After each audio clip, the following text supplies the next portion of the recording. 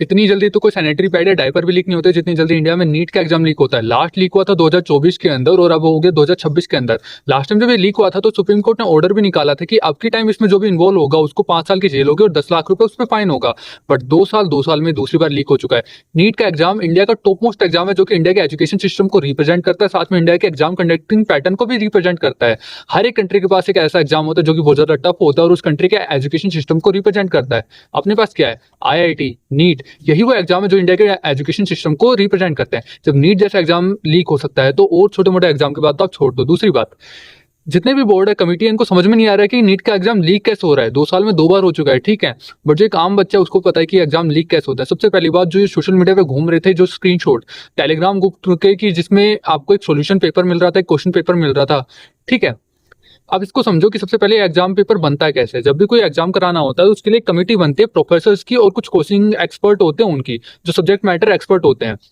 अब ये डिसाइड करते हैं कि कौन कौन से क्वेश्चन आएंगे। अब जब ये फॉर्मेट बना लेते हैं क्वेश्चन पेपर का, उसके बाद एक दूसरी कमेटी के पास जाता है जो कि रिव्यू करते हैं कि कोई रॉन्ग क्वेश्चन तो नहीं है, कोई ऐसा क्वेश्चन तो नहीं है कि जो मतलब आउट ऑफ सिलेबस है, या फिर कोई ऐसा क्वेश्चन तो नहीं है जो कि बहुत बार रिपीट हो चुका है।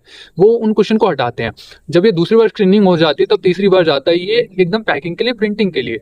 अब यहाँ से इसका लीक होने का फॉर्मेट स्टार्ट होता है। देखो, जब ऑनलाइन एग्जाम होते हैं तब उसके लिए उनके पास एक फॉर्मेट होता है, मतलब ऑनलाइन उसको रखा जाता है, ठीक है, फॉर्मेट को। अब यहाँ से जो टॉप लेवल के बंदे होते हैं वो जब इन्वॉल्व होंगे तभी ये एग्जाम लीक होगा। और जो प्रिंटिंग प्रोसेस होता है, प्रिंटिंग प्रोसेस में क्या होता है कि जब प्रिंट होता है पेपर तब ये लीक हो सकता है। दूसरी बात, जब ये ट्रांसपोर्ट हो सकता है तब ये लीक हो सकता है। और जब इसका अंदर कुछ हैंडलिंग के थ्रू स्टाफ वगैरह है वो भी इसमें इन्वॉल्व हो सकता है लीक के थ्रू। अब यूं जो लोग कहते हैं कि जो टॉप लेवल के कमेटी मेंबर्स इसमें इन्वॉल्व होते हैं लीक के लिए, देखो ये बहुत रेयर चांस है। बताऊं क्यों? जब टॉप लेवल के कमेटी मेंबर्स इसमें इन्वॉल्व होंगे तब ये चाहेंगे कि कम से कम ये बच्चों के पास क्वेश्चन पेपर पहुंचे। मतलब उनका टारगेट होगा कि 5 से 10 बच्चों के पास क्वेश्चन पेपर पहुंचे ताकि वो इस एग्जाम को निकाल सके। जो कि टॉप लेवल के कमेटी मेंबर्स है उनकी प्रायोरिटी होता है कि हम एकदम से सेफ साइड हो, कि हमें कोई पकड़ ना पाए।